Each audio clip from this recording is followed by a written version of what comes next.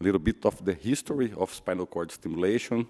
and how over the years the technology and the advances helped us in improving our outcomes for our patients. And the proposed mechanisms of action, there are many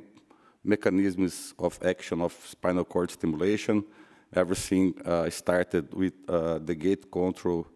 theory at the dorsal horn, but we nowadays know that there are many effects like activation of inhibitory second-order neurons in the dorsal horn, inhibition of abnormal hypersensitivity in the dorsal horn, and many others like the sympathetic also involvement